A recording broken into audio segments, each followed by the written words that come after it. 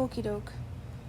Here we are looking at surveys and more mean absolute deviation.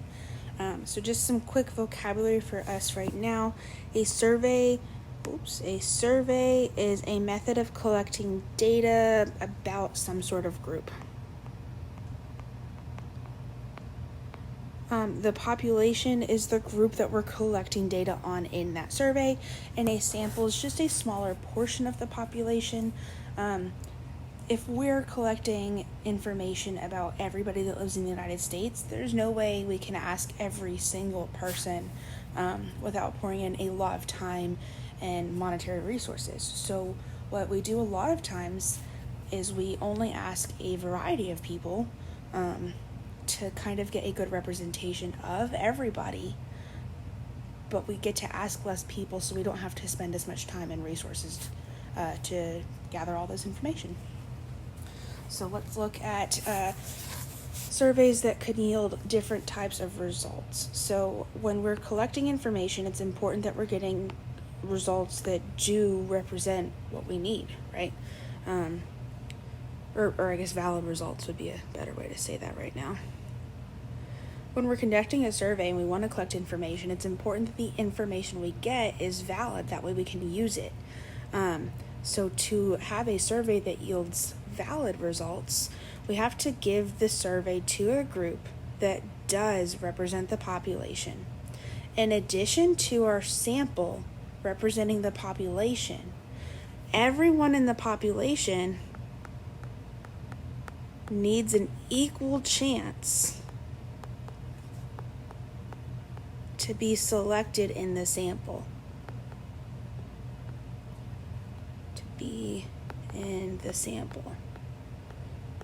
Okay, that means there's a few different ways to have some invalid results.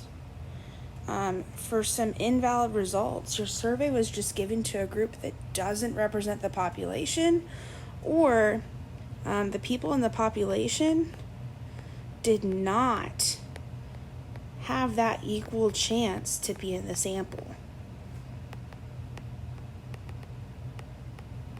To ensure that everyone has an equal chance in the sample, especially with technology nowadays, it's very easy to just have some sort of random generator. Whether that looks like everybody's assigned a number and we have the computer spit out random numbers and we ask the people that had those numbers, or we can upload people's names into some sort of generator, and then the generator will pick out of those names. Those are some very fair ways, because technology isn't biased.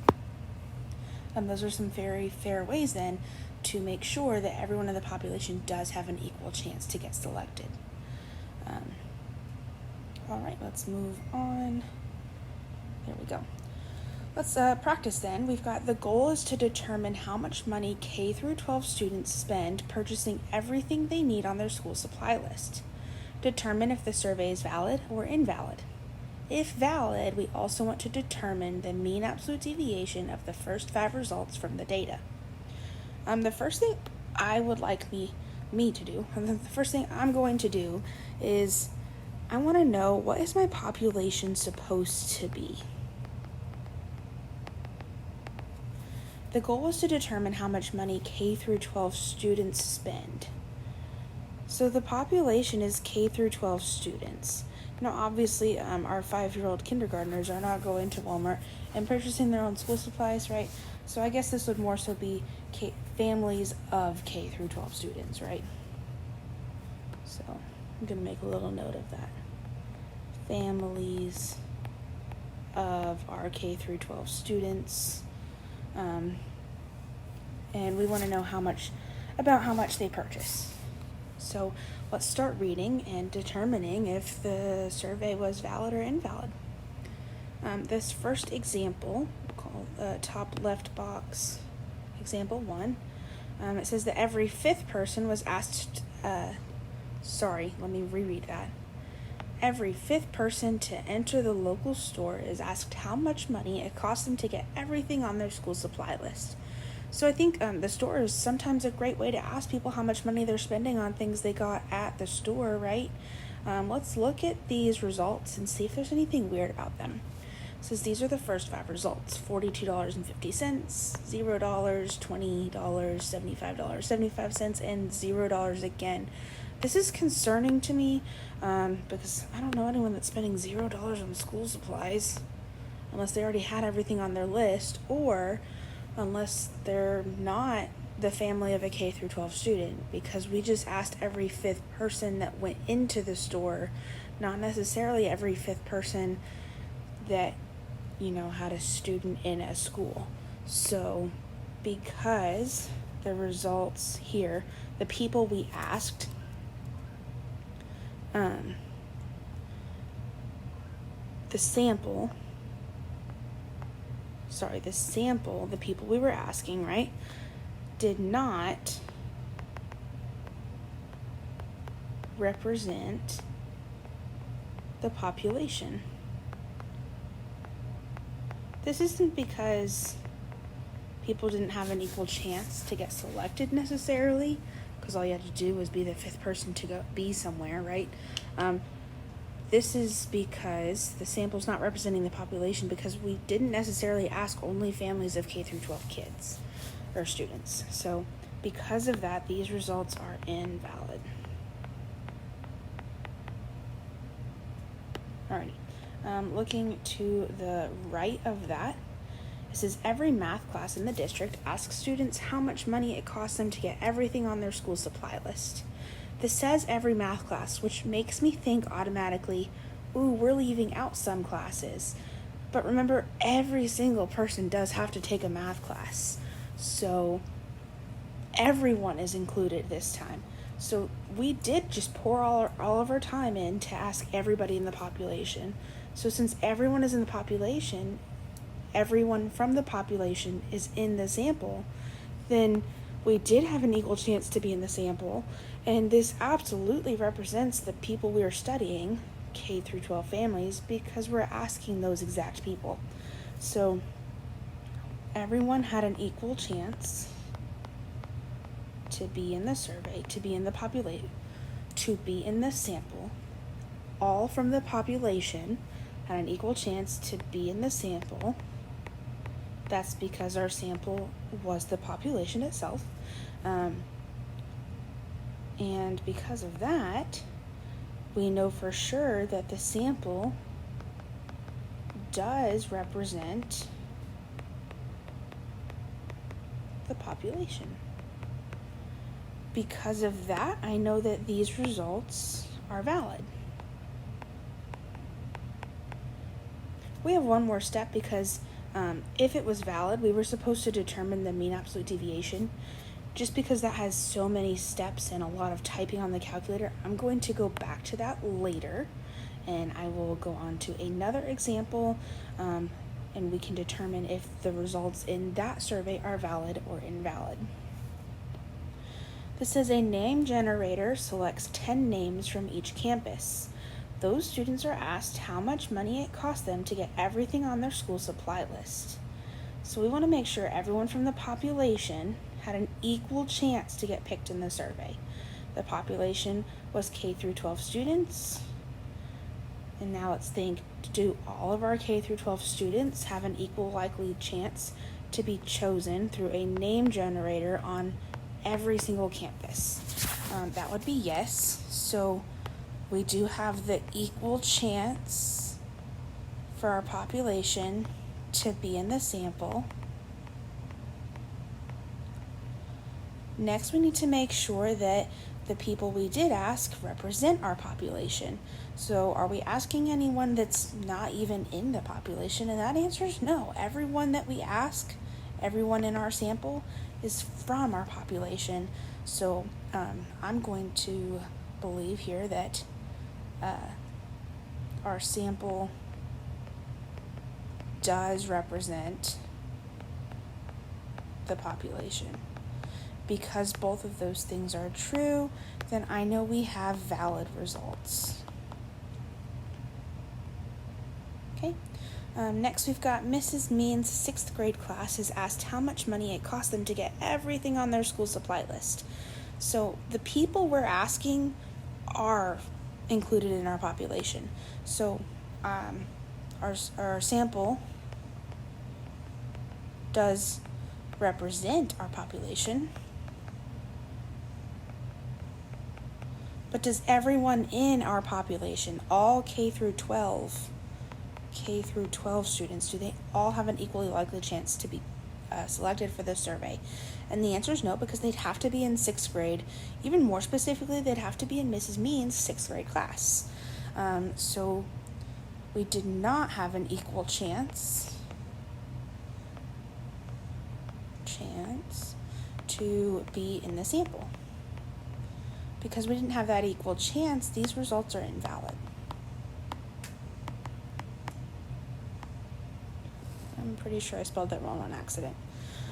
Okay, so now that we know which surveys yielded valid results and which ones were invalid, we can go ahead and look at the mean absolute deviation of our valid results.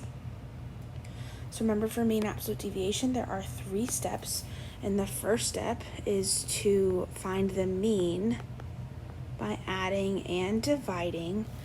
So we're going to have to add 165 plus, I'm looking at the math class example, 65 plus 100 plus $63.75 plus 70.25 plus 25. So we're going to add these numbers up. Pause the video and add. I'm also going to add on my calculator that you guys can't see. Plus 63.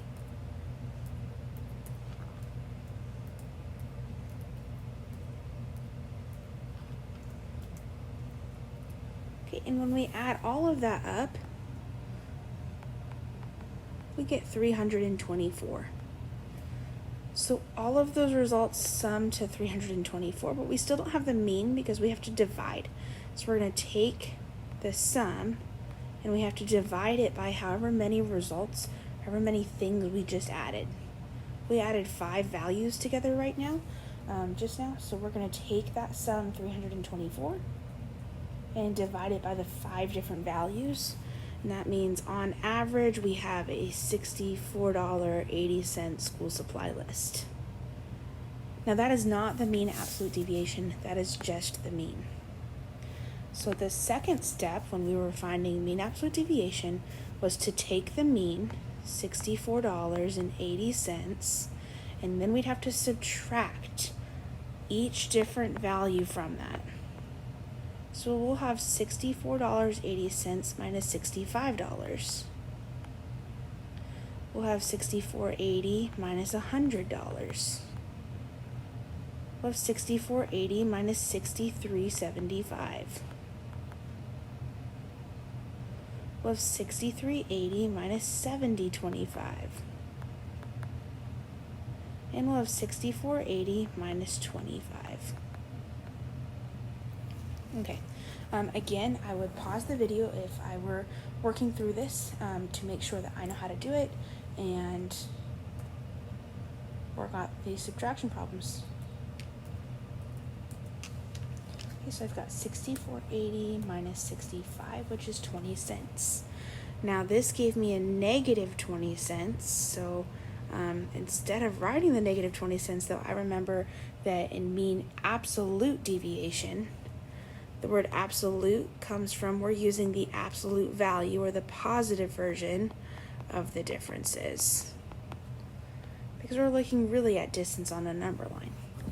Okay, the next subtraction problem was that $64.80 minus 100.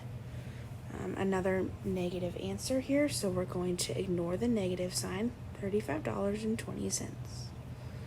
Then we've got our $64.80 minus $63.75. That leaves us with $1 and a nickel. And then we have our $64.80 minus $70.25, which is $5.45. And then our $64.80 minus $25, leaving us with $39.80. Okay, so now what are we going to do with all of these numbers? We have a bunch of distances from the mean. So we had our mean minus each value, and now I have how far that value lives away from the mean. What we do now is we find the mean again, but this time we're finding the mean of all of the differences. So we're going to add all of those numbers up, and then we're going to take that number and divide it by however many values we just added. So we're taking the 20 cents plus the $35.20 plus the $1.05 plus $5.45 plus $39.80. Yep. And when we add up all of those values, the sum is $81.70. That's just the sum. Remember, we're finding the mean of those distances, so we don't just add them, we also have to divide by the number of things we added. So we're going to take that sum, $81.70, and divide it by 5. Which leaves us with a mean absolute deviation of 16.34. This means that on average, our data is varying away, or how far is it away from the mean of $64, about $16. So I would say this is not very consistent data. And that tracks because we have something that's $25 and something that's $100. Those things are not very close when we are thinking about how much money we spend for school supplies, right? Looking at the next valid results, we had the name generator problem. So we're looking first, I used red. We need to find the mean of all of those results. So we have to add all of those values, and then we're going to take that number and divide it by 1, 2, 3, 4, 5. Okay, I would take a minute and type those values in if you haven't already done so. Okay, when you add 80, 35, $65.50, $60.25, and 70 cents, we get $310.75.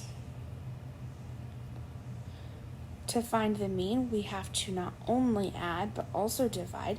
So we have our $310.75 divided by 5 to leave us with, on average, this group of people that were asked spent $62.15 on school supplies.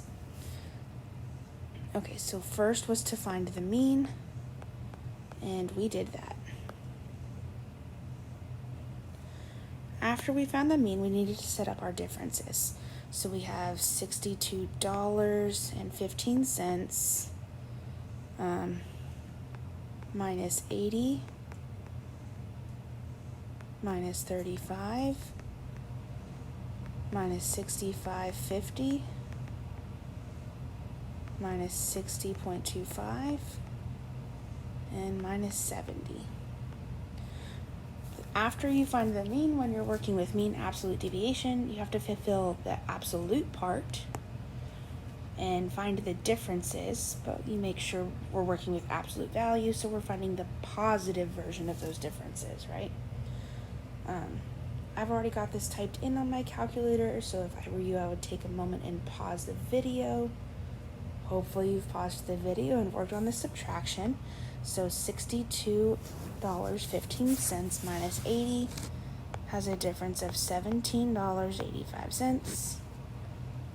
The mean minus 35 is $27.15. The mean minus 65.50 is $3.35. The mean minus 60.25 is 1.9. And the mean minus 70 is 7.85. Now that we have all of the differences, we're ready to start the third step. The third step is to find the mean again, but this time we're using the values. I don't know what that's doing. This time we're using the values from step 2, finding the differences. So we're going to add 17.85 plus 27.15 plus 3.35 plus 1.9 plus 7.85. When we add all of those things up, the sum is 58.1. Remember, to find the mean, we don't just add, we also have to divide. So we're going to take the $58.10 and divide it by 1, 2, 3, 4, 5 different values.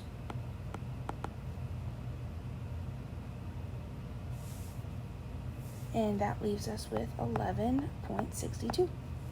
So the mean absolute deviation is 11.62 from this name generator. All right, the very, very last question down here at the bottom asks us, which valid survey had the least variability, or what was most consistent? So most consistent means it's not changing very much. Least variability means it's not the variable one, it's not changing as often, right? In the math class example, when we asked every math class, our survey gave us a variability of 16.34. But when we used the name generator, the variability was 11.62. So which of those had more consistency or less change? That would be the name generator example.